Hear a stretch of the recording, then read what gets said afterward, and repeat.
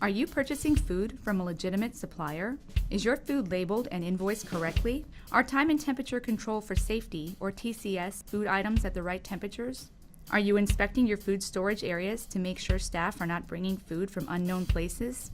If you can't answer those questions confidently, then it's time to revise or create an approved source policy so you can make sure that your employees know how to effectively protect your food and how to fix something if it isn't right. But first, what is a policy, and how do you revise or create an approved source policy for your business? A policy is a defined set of actions that minimize food safety risks.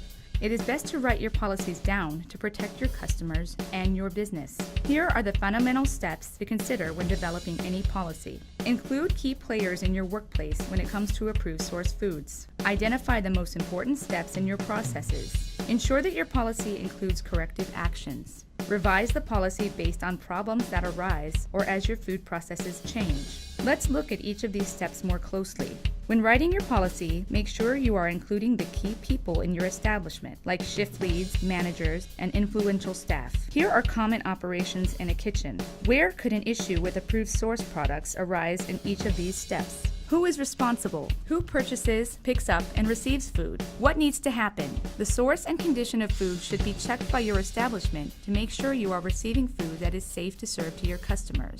When does your policy happen? Your policy should be followed every time food is purchased, picked up, or delivered. Where does your policy take place? Any supplier, website, or warehouse should be assessed and the food source condition verified.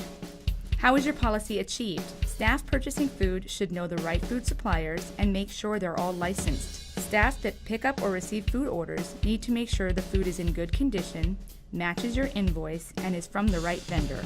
Why is your policy in place? As you review these key steps, consider whether it would make sense in your business model to write several policies for approved source foods. Now, what if something goes wrong? Your policy should explain what actions are taken if the correct procedures are not followed. Your approved source policy is a living document and will change over time. When you discover problem areas in your establishment, use them as opportunities to improve and return to your policy to incorporate the changes. To summarize, include the key people at the table. Identify the most important steps in your processes. Check that your policy answers the questions who, what, when, where, why, and how. Ensure that your policy includes corrective actions. And revise the policy based on problems that arise or as your food processes change. Remember, having a written policy is the first step to protecting your customers, staff, and business. But if you don't train your employees on your approved source policy, it won't do much. Be sure to demonstrate and explain your approved source policy to your staff, which we explain in our next video.